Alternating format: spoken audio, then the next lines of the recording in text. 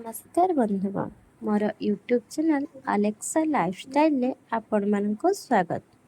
आसतु आज आम बुली जावा बेतड़ा गजलक्ष्मी पूजा एवं ता सहित लक्ष्मी विषय सम्यक ज्ञान आहरण करवा।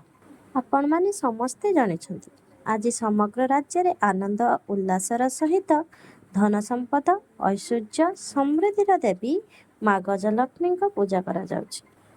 महामाई मेलणी पर आज धरावतरण करिसेंती माँ लक्ष्मी। माँ को आवाहन पाई गाँठू सहर सबुठी उत्सव मुखर।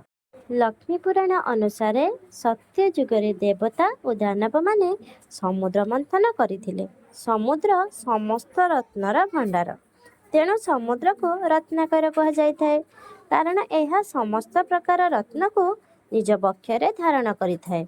समुद्र मंथनरू अनेक दुर्मूल्य द्रव्य प्राप्त होइथिला।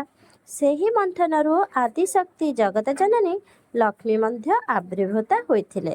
गजलक्ष्मी हेउचंती जलाधिपति वरुणଙ୍କ कन्या, भगवान विष्णुଙ୍କର सहधर्मिणी।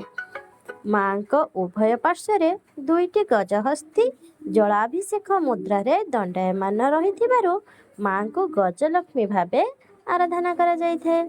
शतदल प्रस्फुटित पद्म उपरे अभया वरदा मुद्रारे शोभिता माँ गजलक्ष्मी आमको दर्शन देइथांती। केवल हिंदू धर्म नुहे, बौद्ध धर्म रे मध्य गजलक्ष्मी को उपासनार विधि प्रचलित रही।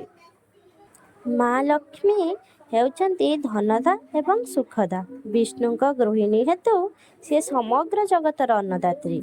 आजिर ए पवित्र दिवस रे माँ समुद्ररू आविर्भूता होइथिबारु स्थाने स्थाने तांकर स्वतंत्र पूजा आयोजित होइथाए।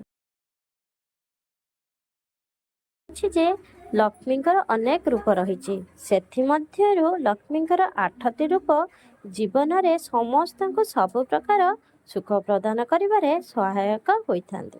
प्रथम रे वीरलक्ष्मी, द्वितीय रे गजलक्ष्मी, तृतीय रे संतान लक्ष्मी एवं चतुर्थ रे धानलक्ष्मी, पंचम रे वजयलक्ष्मी, षष्ठ रे आदिलक्ष्मी, सप्तम रे ऐश्वर्यलक्ष्मी एवं परिशेष रे अष्टम रे धनलक्ष्मी हेउचंती समस्त प्रकार सुख शांति